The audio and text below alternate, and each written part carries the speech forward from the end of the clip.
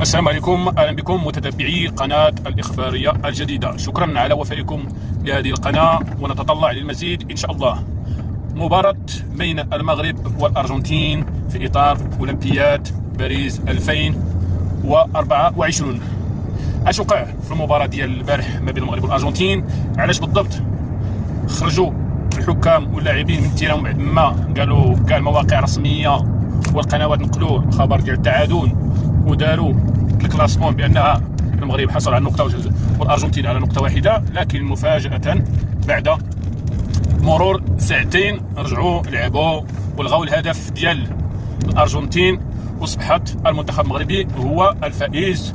ونادوا جميع القنوات والصحف والمواقع بدلوا النتيجه والترتيب ديال المجموعه ديال المغرب. اش وقع بالضبط؟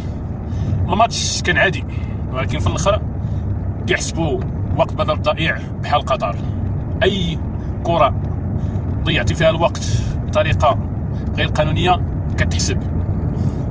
يعني في الاجمال ديال الوقت بدل الضائع وصل ل 15 دقيقه. الجمهور شاف بان دازت 15 دقيقه قبل كل شيء. ملي دازت 15 دقيقه الحكم ما صفرش، رغم ان الكره كاينه في وسط الميدان وفي البلاصه اللي ممكن الحكم يصفر وما يأثرش على الماتش، ما يأثرش على الهجمه. هذا الحكم ما صفرش وخلاها باقي زاد 30 ثانيه، وماركات الارجنتين هدف تعادل. وفعلا صفر الحكم بانه هدف وطلعت في النتيجه.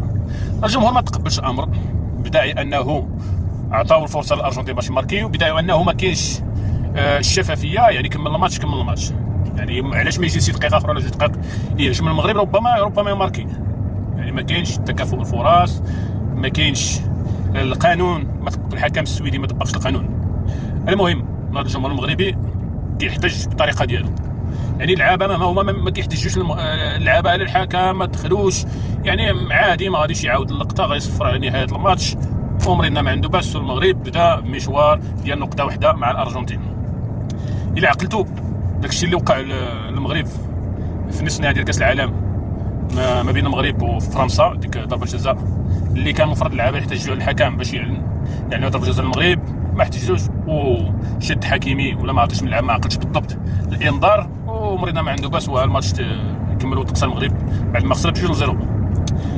المهم الحكم خرج، اللعابه خرجوا للفيستير، الجمهور قال بانه كمل الماتش، خرج هذوك اللي داروا الشغب كيسميوه الشغب، لا ما احتجاج، انا كنسميه احتجاج ما كنسميهش الشغب.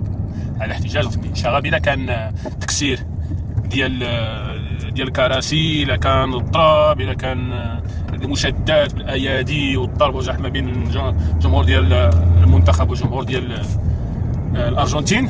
هم احتجوا على الحكم والقرار اللي داروه. المهم بعد ما داز ساعتين وكاين المفاوضات بجديه في الفيستير بزاف. كاين رئيس ديال الاتحاد الارجنتين ومسؤولين الاخرين ضاغطين على الحكم وعلى من دوب المباراه باش يكمل الماتش، يعني انه يديروا التقرير ديال نهايات المباراه. يعني دازت ربع ساعه ما كاينش تقرير مباراه النهايه، شكوا في الامر وما عطاوهمش الاذن باش يخرجوا من الفيستير. يعني تحط بانه راه كمل الماتش، السلام عليكم، كل واحد يمشي للفندق ديالو. اذا بهم كيتفاجئوا اللعابه بانه لبسوا حويجاتكم اسيدي، رد سيدي السبر ديالك ولا التيران دخل التيران باقي عندنا ما يتقال. المهم اللعابه ديال الارجنتين ما فراسهم والو، دخلوا للتيران على اساس بيكملوا، يقدر كيقولوا بانه راه بقات لهم 1 دقيقه ما لعبوهاش، يمكن يدخلوا 1 دقيقه بيدخلوا وغيلعبوا، وحنا هما رابحين. بداو هما كيتفاجئوا بانه راه كاين الفار، راه الهدف فيه التسلل واضح. وفعلا كلشي كيقول التسلل واضح، كون كان غير شويه يقدر نحسبوها راه الخطا من الحكم كتوقف المباراه. ولكن ملي كاين تسلل واضح ديال اللاعب الارجنتيني، المهاجم الارجنتيني، وماركا البيد في هذا العاد فاش كاينه التكنولوجيا وكاين الفار وكاين الكاميرات اللي كيصوروا يعني بدقه، وتوقف داك المهزله التحكيميه، راه ما كيتقبلش. حتى اللجنه الاولمبيه ديال باريس ما بغاتش دير واحد الدوره اللي فيها فضيحه ديال اقصاء منتخب على منتخب بسبب ربما الانتماء، بسبب الشهره، بسبب كيكون شي دورات كتعطي الفرصه للمنتخبات الكبار، الارجنتين، فرنسا، البرازيل، ايطاليا، بحال هادو كيحسبوهم الا بقاو في الدوره كتسمى واحد الدوره مشهوره وناجحه.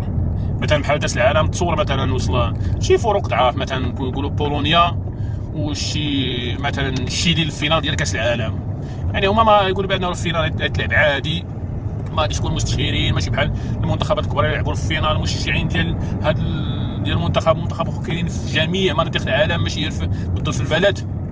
هادشي هما علاش كيحكموا. حتى الكره راه فيها شويه الاحتكار، واخا كيقولوا بانها راه لعب شهدك، ولكن كتكون فيه كواليس، ماشي كواليس ديال اسمها كواليس ديال اللجنه المنظمه. هذاك البلاد اللي منظم هو كي مثلا بحال فرنسا دابا اولمبياد باريس ما كرهوش تلعب الارجنتين وفرنسا في الفينال.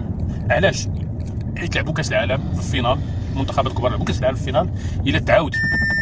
الا تعاود مثلا تعاود الفينال ديال الاولمبيات ما بين الارجنتين وفرنسا، غتكون واحد يعني واحد الشهره، واحد حمله اعلاميه، غيستحضروا كاس العالم ديال قطر. ومن هنا يعني سيمانه قبل الفينال غتكون واحد الرواج ديال يعني شحال من حاجه. يعني ربما انتم تعرفوا بالضبط اش كيوقع في بحال ديك المناسبات. غيجيو مشجعين جداد يدخلوا فرنسا، السياحه وهذه، والاولمبياد بقى ذكرى يحسبوها احسن دوره، يعني بحال هكا كتلعب كره القدم. المهم كنتمنى التوفيق لاسود الاطلس. الماتش الجاي يلعبوا نهار السبت، يلعبوا مع منتخب اوكرانيا راه خسر مع العراق، يعني حتى هو يلعب الكل باش يربح حيت الا خساره ولا التعادل راه كتبعدوا المنافسه باش يتاهلوا للدور الثاني. والماتش الجاي الثالث والاخير يلعب مع منتخب قطر، عفوا مع منتخب العراق. منتخب العراق مهما ربح في الماتش الاول راه يدير اي حاجه باش يدوز، حيت الا خسر مثلا الماتش الجاي مع الارجنتين يبقى الماتش الاخر مع المغرب ويفوز باش ما كان. يعني الربح ديال الماتش الاول كيعطيك واحد، كيخلي لك الامل حتى الاخير المباراه. يعني مهما ربحنا حنا وربحت العراق حتى هما عندنا هو الماتش الاخر، يعني يكون نعولوا على ماتش يكون صعيب بزاف من هنا يكون صعيب. المهم نتمنى التوفيق طريق سكيتيوي والعناصر الوطنيه بقياده طريق سكيتيوي كما قلنا، وعندنا لعابه في مستوى، شفنا المستوى ديال راحمي تبارك الله، ومستوى ديال اخ النوس، مستوى اللي بان فيها حكيمي، اخو ماج تا هو راه لاعب صاعد يقول الكلمه ديالو. فكاس العالم القادمه ان شاء الله الى دزنا يا 2030 يا 2026. المهم من التوفيق للجميع ان شاء الله، والسلام عليكم ورحمه الله تعالى وبركاته.